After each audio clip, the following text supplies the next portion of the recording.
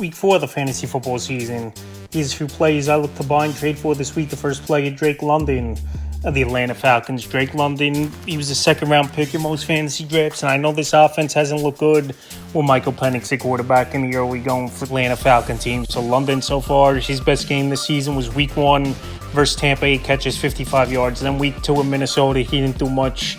And then Week 3 again at Carolina, 5 catches, 55 yards in that one. So right here, he hasn't done much as Drake London in the early going. Maybe they make a quarterback change to Kirk Cousins. We'll see what happens as the weeks go on for this Atlanta Falcon team. And like I said, Drake London, the last couple of years, he's been very good. Last season, 1,200-yard season, 100 catches and 9 touchdowns. But he's just not on the same page with Michael Penix.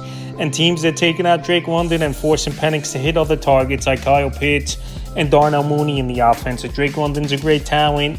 I think as the year goes on, he could overcome this. And right now, where obviously he hasn't done much, he's an easy buy low candidate where I don't think you have to offer much to get him on your team. Next player is Justin Jefferson of the Minnesota Vikings. So Justin Jefferson, he obviously was a top 6-7 pick overall in fantasy drafts, and his best game of the season so far was Week 1 in Chicago. 4 catches, 44 yards, a touchdown, and a rush attempt for 4 yards in that game. And now, obviously, J.J. McCarthy, he's going to be out to Week 7. Carson Wentz came in as the starter in Week 3. 5 catches, 75 yards on 7 targets, and a 48-10. A great defensive performance by this Minnesota Viking team. But like I said, Justin Jefferson numbers really haven't been great, especially in PPR leagues.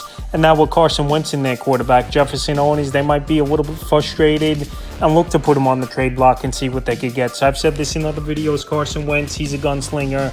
He's a quarterback that's going to take chances. Obviously, in that ball game in Week 3, he didn't have to do anything after the defense went out there and scored 2 early touchdowns. So right now, with Jefferson's numbers way down in the early going, worried that Carson Wentz in their quarterback's not going to get Jefferson fantasy production.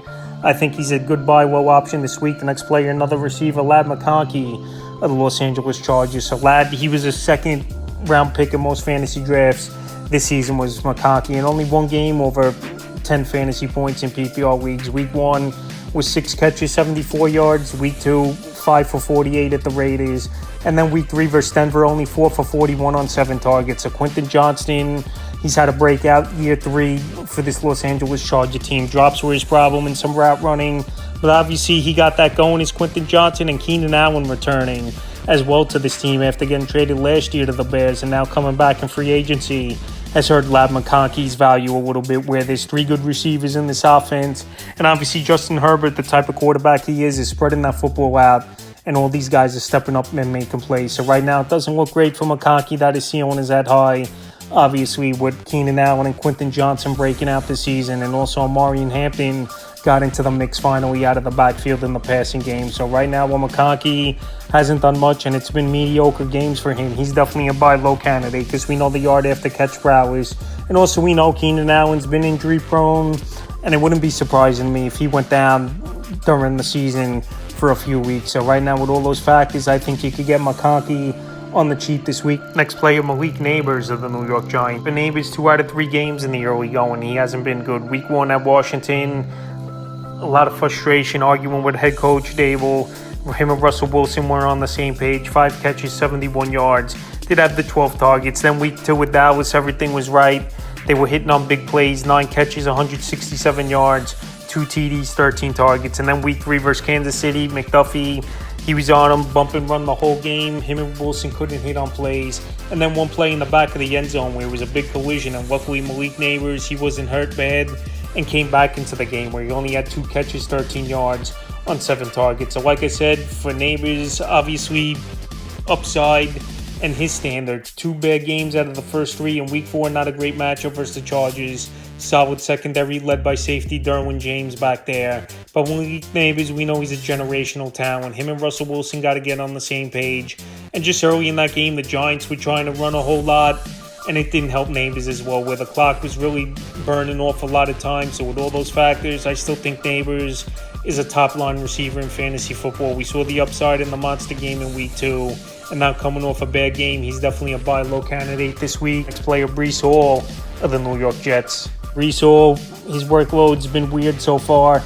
in the first 3 weeks of the season. Week 1 had a monster game versus Steelers, 19 for 107, 2 catches, 38 yards. And then week 2 versus Buffalo, 10 for 29, 2 catches, 9 yards in that one. And then week 3 at Tampa with Tyrod Taylor in their quarterback, 9 carries, 21 yards, 4 catches, 31 yards. So Brandon Allen, he got a little bit more work in that week 3 ball game than he did in previous weeks for this New York Jet team, even though his numbers weren't really a factor. 6 carries, 30 yards, 2 catches, 17 yards. So their next matchup, week 4 here at the Miami Dolphins, Monday night. We'll see if Justin Fields gets out of concussion protocol. For Breece Hall, he's a nice tool back out of the backfield, catch the football, physical in between the tackles. But this Jet offensive line isn't that great, and I think that's part of the problem. But Breece Hall, like I said, I think as the year goes on, he could be a solid number 2 running back for fantasy owners. Week 4, a great matchup at Miami. And then next week, week 5 versus the Cowboys, that can't stop anyone. So right now, I think would be a perfect time for owners to go out there and get Breece Hall this week. The next player, Trevion Henderson,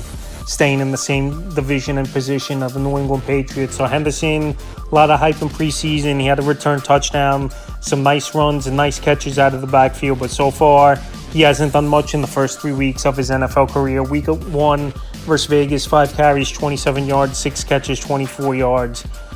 Week 2 in Miami, 3 carries, only 10 yards, 2 catches, 30 yards. And then week 3 versus the Steelers, he did get 11 carries, 28 yards in that one, 3 catches, 19 yards. Obviously, Ramondre Stevenson still there in the backfield for this New England Patriot team. But those 2 fumbles in week 3 in the tough loss with Pittsburgh, that obviously cost them the game where he fumbled at the goal line, where Stevenson could do him in, where Trevion Henderson could step in and play a big role. And we saw that after that, he barely touched the football with Stevenson in week 3, where he only had 4 carries, 18 yards, and the 3 catches, 38 yards, and 2 fumble losses. And also, Antonio Gibson's back there as well for this Patriot team. But like I said, this offense, they need some playmakers for them, is this New England Patriot team. And I think Ramondre Stevenson now, with those 2 fumbles, is going to take a back seat. And Trevion Henderson, like I said, coming into fantasy drafts, a lot of hype for him. And he had a solid college career. And I think now, week 4, after the fumble problems, he's going to step into a bigger role with a good matchup versus the Panthers.